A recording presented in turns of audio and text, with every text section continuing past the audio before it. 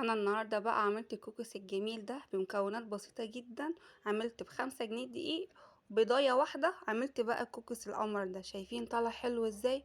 وعملته بمكونات موجوده في اي بيت، يعني يوم ما هتعمليه مش هيكلفك حاجه خالص. وبجد لما تعمليه واللي هياكله من ايدك بجد مش هيصدق ان انتي اللي عاملاه في البيت. مش هقولك زي بتاع بره، احلى من بتاع بره بكتير، وبجد هيطلع تحفه. قبل ما نخش بقى نشوف الطريقه دي، وانا متاكده ان انت هتجربي بعد الفيديو ده. وتعالوا بقى نشوف الطريقة الجميلة السهلة البسيطة دي.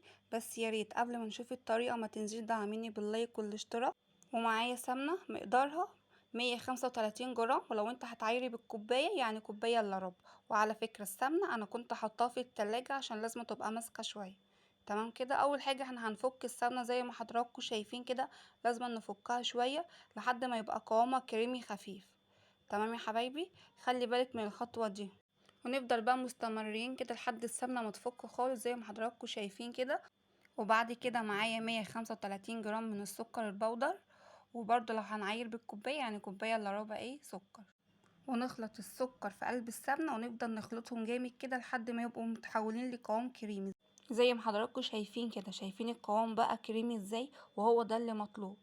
ما ينفعش نحط اي حاجة تاني غير لما نوصل للقوام ده. شايفين الشكل؟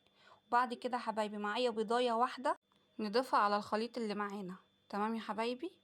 وبعد كده معايا فانيليا بودرة مش سايلة، مينفعش احطها سايلة هنا عشان اللون الفانيليا السايلة ما تغمقش لون العجين. وبعد كده يا حبايبي البيضاية دي هنفضل نخلطها لحد ما تختفي تماما. شايفين الشكل؟ ونفضل بقى نخلطهم جامد كده لحد كل الخليط ده كله يتخلط في قلب بعض. تمام يا حبايبي. شايفين شكل القوام عامل ازاي؟ وشايفين لحد هنا الطريقة سهلة ازاي وبسيطة، ومكونات موجودة في اي بيت. يعني انا متأكدة بعد الفيديو ده هتقومي تعمليه على طول. بس كده. وشايفين الشكل بقى عامل ازاي؟ وهنا يا حبايبي البيضة بتاعتنا اختفت تماما في قلب الخليط. بس كده. وبعد كده انا معايا 250 جرام من الدقيق، بس مش هنزل بيهم كلهم مرة واحدة. نزلت بأول كوباية، والكوباية التانية من الدقيق مش هنزل بيها دلوقتي 10 جرام بودر، مش كتير يعني، لو بالمعلقة نص معلقة ورشة ملح بسيطة. تمام. بعد كده هنخلط الدقيق في قلب الخليط ده. تمام. انا كده نزلت باول كوبايه بس. تابعي معايا وركزي معايا كويس قوي عشان تقدري تعملي احلى كوكيز. وانا هنا هضيف الكوبايه التانية بس مش كلها. وانت لما تعملي الكوكيز ما تنزليش بكميه الدقيق كلها عشان خاطر ما يبقاش تقيل معاكي وقلبه مكتوم. فاهمين قصدي؟ بس انا كده بنزل بالكوبايه التانية شويه بشويه لحد ما هوصل معايا للقوام اللي انا عايزاه. يعني بالظبط الكوباية التانية كده انا استخدمت عليها كمان شوية، استخدمت ربع كوباية كمان من الدقيق. وشايفين شكل العجينة هنا ما شاء الله مش محتاجة اي حاجة ازاي؟ يعني بالظبط اخد معايا كوبايتين وربع من الدقيق. شايفين شكل العجينة انا بختبرها ازاي؟ ولا مشققة معايا ولا اي حاجة. وده الشكل والقوام اللي مطلوب معانا للكوكس. شايفين شكل العجينة؟ وانتي لو بتعمليه وحسيت ان العجينة طرية في ايدك زوديلها شوية بشوية بالدقيق.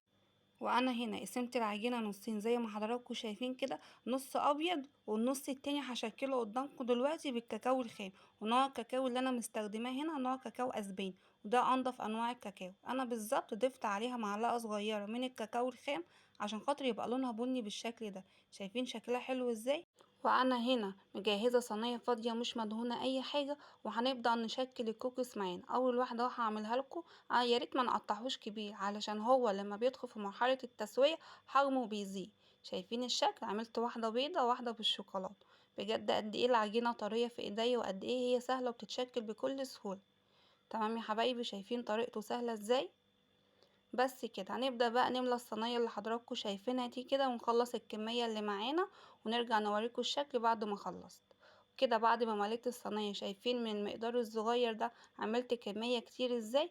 وانا هنا هبدأ ازين الكوكيز بتاعنا بالشوكولاتة دي. الشوكولاتة دي متخصصة للكوكيز، يعني بتستحمل درجة الحرارة. وبعد كده يا حبايبي هنبدأ بقى نشكل الكوكيز معانا بالطريقة السهلة دي. هنبدأ بقى نمسك الشوكولاتة اللي معانا ونحط كده على الأطراف كده زي ما انت عايزة. على فكرة الطريقة دي بتوفر معاكي الشوكولاتة أحسن ما تحطي الكوكيز نفسها في قلب طبق الشوكولاتة. شايفين الشكل ده؟ أنا على قد ما بقدر بحاول أعمل لكم حاجات بسيطة وسهلة وفي نفس الوقت مش مكلفة وما تكلفكيش حاجات كتير أوي.